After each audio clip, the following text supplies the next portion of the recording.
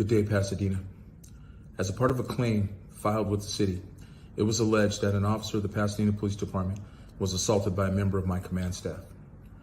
After a thorough investigation was conducted and completed before the claim was filed, I will state unequivocally that there was no assault or violence perpetrated on or by any member of this police department in this case. The facts and evidence which were fully investigated matter. I look forward to the legal process and the appropriate venue where we can present all of the facts. As police chief, I want to assure the public and the members of the police department that I will protect the rights of all, and in this case, our employees as they carry out their important work. My commitment to the community and the police department is to promptly and thoroughly investigate any such accusations. I take any complaints of assault or violence seriously, and I will not tolerate an internal culture of assault or violence. At this time, there will be no further public comments on this matter to respect the privacy of those involved. Thank you.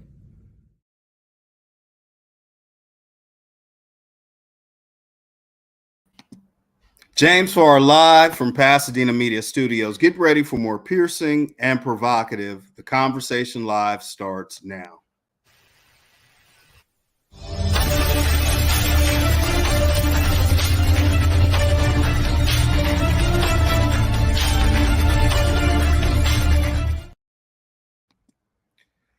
And welcome to another episode of The Conversation Live. The Conversation Live focuses on social justice, restorative justice, inclusion, and equality. Coming up today, attorney Brad Gage is in the seat, and we're having a special conversation. This isn't our normal scheduled time to be on air, but I wanted to talk with attorney Gage about a recent lawsuit that he has filed on behalf of his clients, as well as a response from Pasadena Police Chief Eugene Harris. So let's get ready to welcome Mr. Gage into the seat, and we'll unpack what's going on.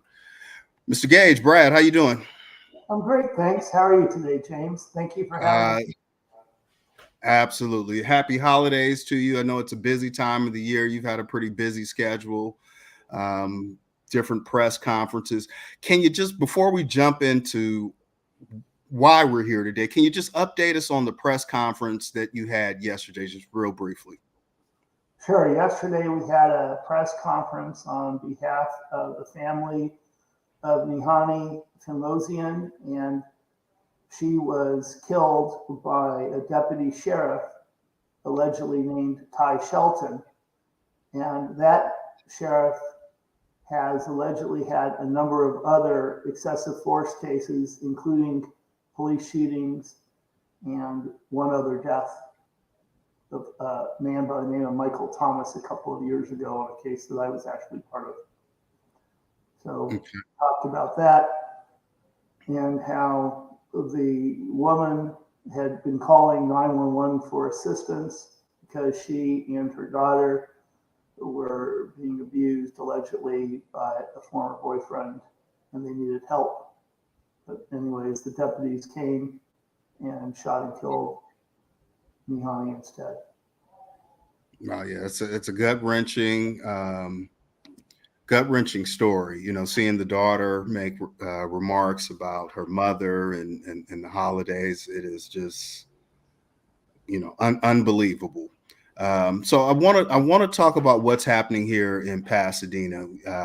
We first were introduced through your representation of Tyson Crutchfield, who is a young officer, a rookie officer who has alleged that she has been unfairly treated. You filed a claim, a governmental claim. So let's just go a little bit of backstory into that, because this thing has just kind of come off the rails and run away in the last couple of months. So can we bring folks back who may just be catching up with this story? What happened with Officer Crutchfield?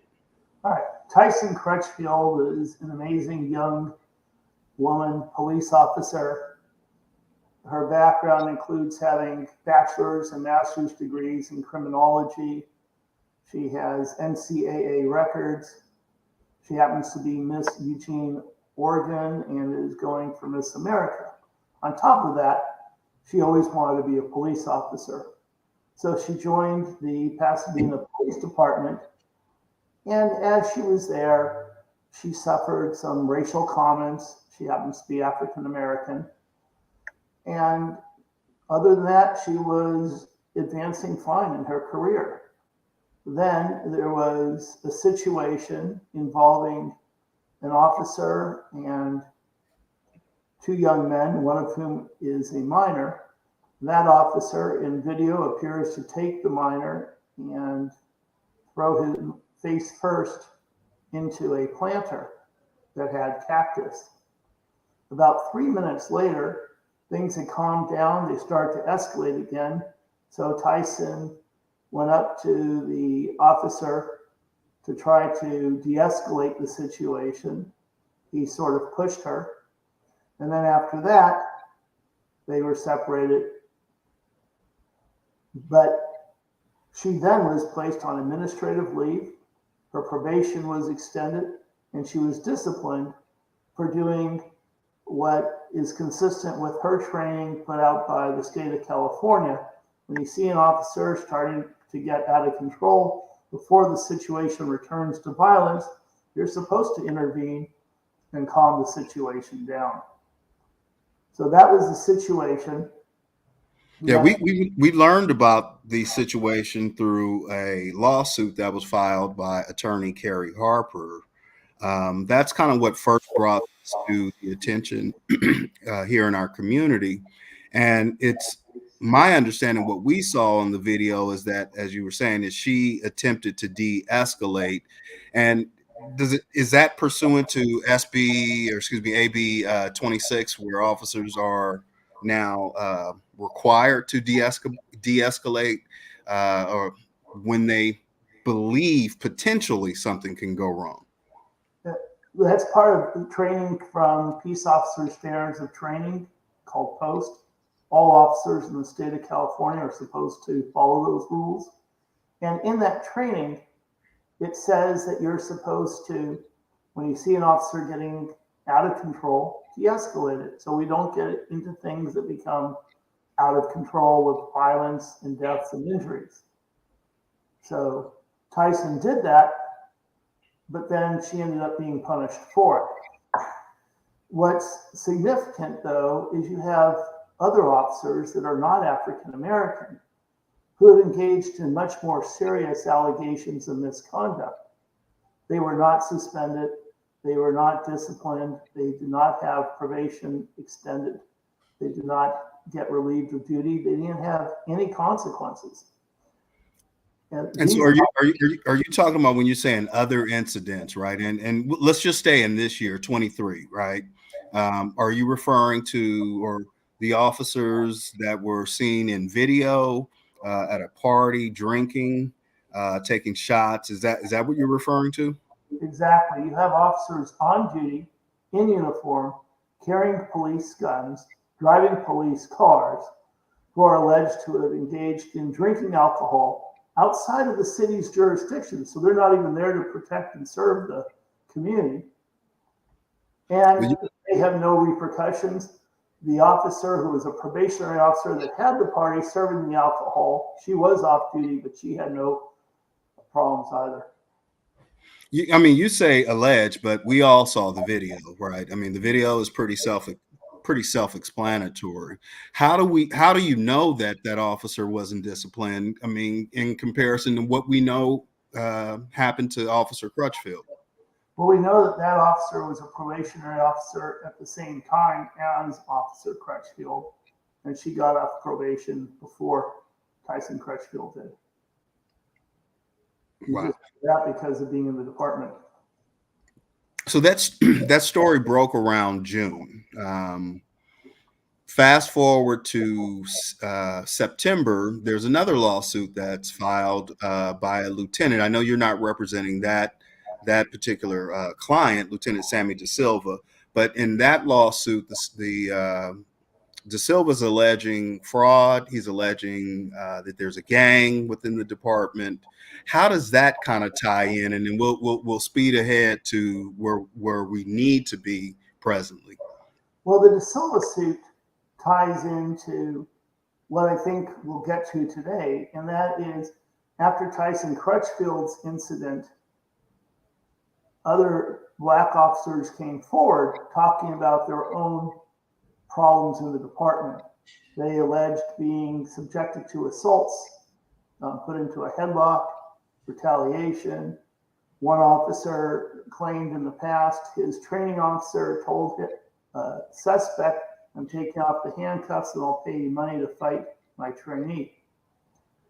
In the De Silva case, as I understand it, he reported wrongdoing, and then the officer that was reported came up behind him, kicked him in the leg so severely that it required a knee surgery and broken kneecap. So you have those instances.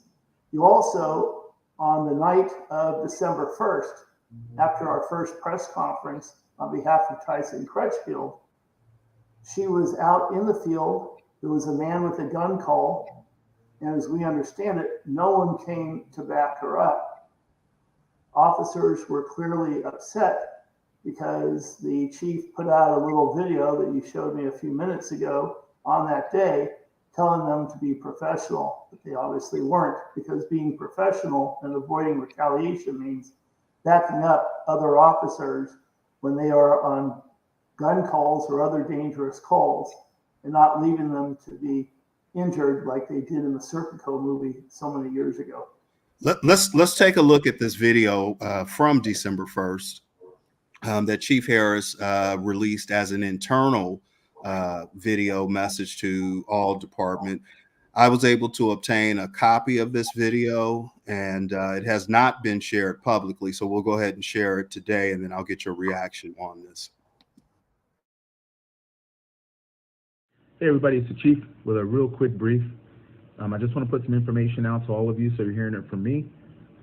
You might be aware that we had some press information go out today about some litigation that's happening within the police department. I just want to put everybody at ease that there's a process to this, so don't react any which way. Don't catch feelings about it. It's litigation and it's part of process. But one thing I want to put out to everybody is, just like I've always said, legal, moral, ethical, safe, and within policy is how we'll conduct ourselves. So just maintain your professionalism. Let's get through whatever we need to get through to deal with these circumstances and situations, and maintain your professionalism at all times. That is the way we're going to conduct ourselves as employees of Pasadena, and we're going to demonstrate the real Pasadena way by doing things, again, legal, moral, ethical, safe, and within policy. So I expect you to respect that, and I'll get back to you later with the next brief from the chief. But with that, have a good day. Legal, moral, and ethical, and a message and an admonishment to officers to not catch feelings. What do you make of that? Well, it looks like that might have been on the 13th, which would have been after the second press conference. I didn't catch that before.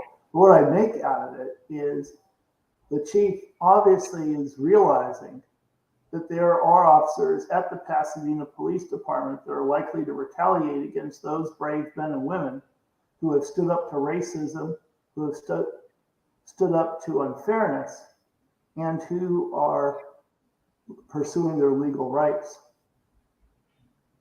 Wow. Can you tell, what can you tell us about the incident where in the conference you allege that Officer Crutchfield did not receive proper backup when she was responding to a call of an individual with a gun? As I understand it, no one showed up to the man with a gun call until after a lieutenant got on the radio and told them they had to go. And I do commend the lieutenant for showing professionalism and making sure that officers back up one another for safety. It's not just the officer's safety, it's safety of the community as well. And years ago, I had a case like this in Southgate where the officers would not back up one another. That resulted in one man being killed and another man being shot at because officers would not come to the aid of those who had been engaged in litigation. And that goes to the whole issue of code of silence, circling the wagons, and public safety. Our community cannot be safe if officers are not allowed to bring out their concerns of racism, whistleblower protection, or excessive force. It chills their ability to protect all of us by raising these issues if they're afraid they're going to get fired for it. So now we come forward to where we are right now. At the second press conference, you brought forward allegations of an officer, Jarvis Shelby, whose mother spoke at the press conference. Also, Tyson Crutchfield's mother spoke at the conference, and then Sergeant Milton White Jr., his wife, spoke at the press conference. And can you tell us a little bit more about what the claim is involving Officer Shelby? How does Sergeant White play into this? And then we'll get to the chief's response. Sure. So there was an incident a few months ago in which it's alleged that a white commander put Officer Shelby into a headlock, causing him to be injured and preventing him from being able to work because of that injury. The end of that situation was observed by Milton White, so he's a corroborating witness. After that situation occurred with the headlock, Jarvis has been unable to work, and Milton White claims he was subjected to retaliation at work because of his being a witness in support of the fact that there was a headlock. And so following that press conference, which, let's for the record and note that Chief Harris was present at, he kind of stayed in the back leering at the conference.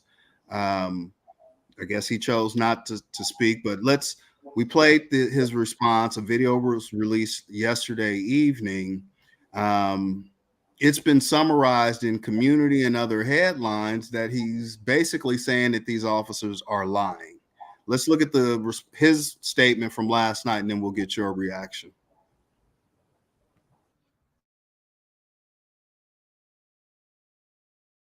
Good day, Pasadena.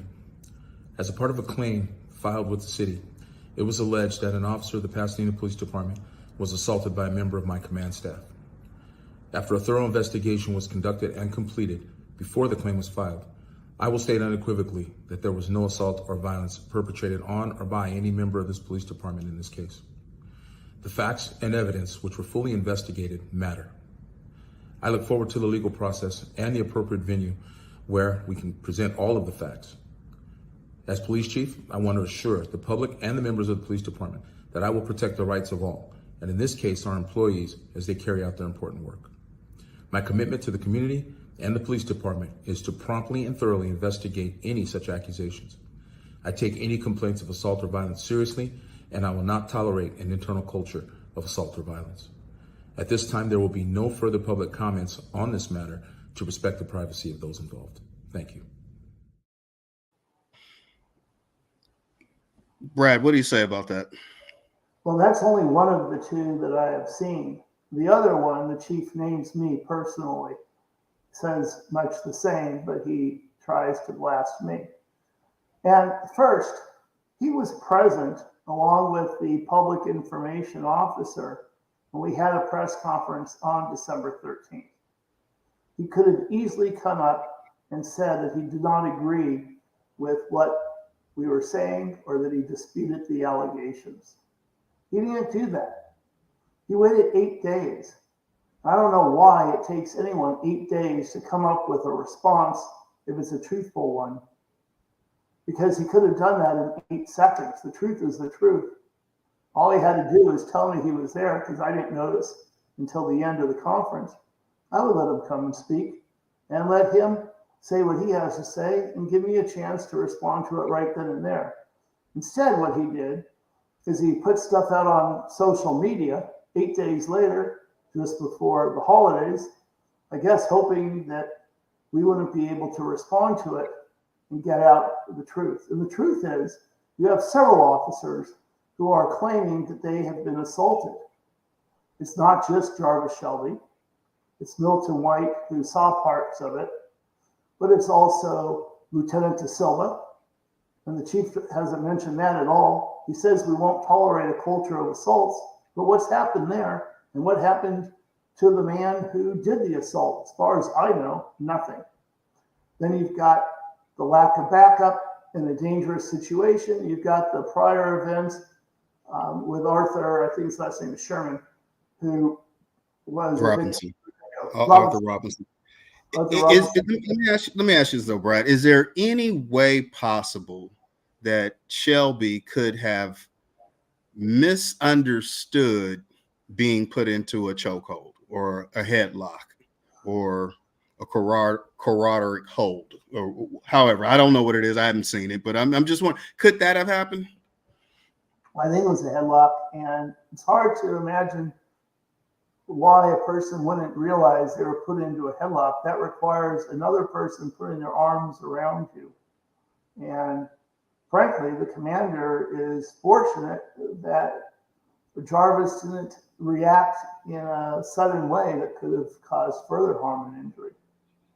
You know, officers are trained. If you're being grabbed in a headlock or a chokehold or any other potentially deadly move, you've got to defend yourself and act swiftly. So, you know, it's fortunate this didn't get even worse. But it's unfortunate that Jarvis is severely injured now, and it's disappointing that the police chief would choose his venue of trying to claim that something didn't happen. He has not produced to us this investigation. We have sent out a request, Public Records Act request for this so-called investigation, but we don't have it yet. Could it have just been horseplay? I mean, guys goofing off in the locker room. Horseplay is always a possibility. It should not be happening in the police department. It was not the locker room. It was inside of the station. But horseplay that can disable a person for life is hardly a joke. So if just, I mean, someone grabs someone, let's throw the gender in it, right? You slap a woman on the bottom, right? Can you just say you're playing after that? I mean, is that still assault? Is that still battery? I mean, how's that read? It's also sexual harassment, and it violates policies. You know, we have come a long way from back when we were living in caves and some man would just grab a woman by the hair and say, "You're mine." Now we have protections. They go to the workplace, they go to society as a whole, and that's just not acceptable behavior. And it's shocking, really, that the chief of police would just poo-poo this and not take corrective action. Well, he said in his statement that he, you know, it unequivocally, it didn't happen. I don't think he interviewed Jarvis Shelby. If that's a full and complete investigation, it's got a lot of holes. And if he ever talked to Jarvis Shelby about such an investigation and he didn't warn him, then that's a violation of the Peace Officers Bill of Rights, which is a further violation of state law. Wow. What's next?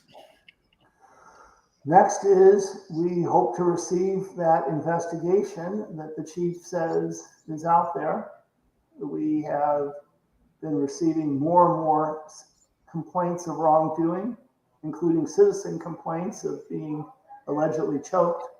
So it seems that this is a very big problem. A lot of folks are aware of it. Everyone's been afraid to say something about it, and now we are bringing it into the light. I'm told, you know, through community sources that there's a thought that everybody got it wrong. The media got it wrong. I mean, am I missing something from that statement? I mean, you're saying it happened. The parents of some of the officers, the spouse, right? I spoke with a family member this morning who thought that the response was just flat out stupid. Well, you're talking about the response by the chief of police? Yes. Yeah, I don't agree with that response. It's unusual for a police chief to want to go after a lawyer. I've seen that happen when I went after Beverly Hills PD. It usually is a sign of big concern. And in that case, we've already recovered more than $8 million. And I have a lawsuit with Ben Crump now on behalf of 1,086 African Americans that were arrested in a 2-year period, but weren't convicted of anything, just flat out racial profiling, driving while black, walking while black, shopping while black, in a city that is 1.9% African American. During one time frame, 90% of the people that were arrested were African American. So in that case, I saw some people making comments about me early on before we got the full 8.8 million plus. And I also saw it on an LAPD case where we were able to prove that the chief was Well, I guess because, and we just have just a few more minutes, and I appreciate your time today. But I think for the audience, for the public, where there's a bit of confusion, like in one breath they say there will be no further comment, and typically you don't get a comment. But if this is a personnel issue, why is he commenting? What do you think the intention is? I think he's trying to deflect the seriousness of wrongdoing at Pasadena Police Department.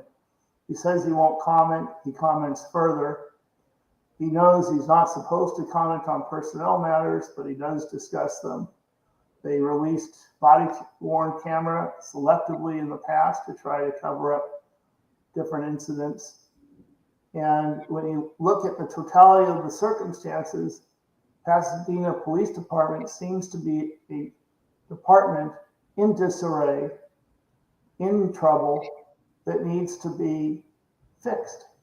And the legal process is a good way of doing that, because we can demonstrate through the legal process acts of discrimination, harassment, retaliation, racial profiling, and other wrongdoing. Folks in the community are calling for the Department of Justice to launch an investigation. Is that the solution? Is a consent decree the solution? What do the people of Pasadena need to know and do? I think the Department of Justice coming in would be fantastic. You get a different entity looking at things. I wouldn't say they're completely unbiased, but at least they are a third entity.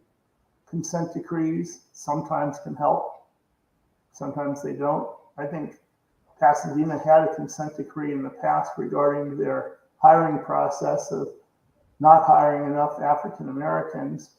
And then when they brought one African American in after 7 years of not having hired anyone, they referred to him as token and parolee. So it's been a widespread, long-standing practice at the department of treating primarily African Americans improperly. How can the community support your clients, or what? Because I know your clients can't speak, right? They can't talk about this. At least they can't talk to the media. What would they want the public to know? Well, I think one thing, when you look at the chief continuing to make his comments, the community should look at whether or not he should remain as the chief. And the city council can be approached by the community with their concerns so that the council can see what's happening, make informed decisions, decide whether or not Chief Harris should remain, and also decide what other reforms should be implemented in the department. All right. Thank you so much, Brad. How can people get in touch with you if they have a question, need legal representation? You don't have to give your phone number, but how can they follow you on social?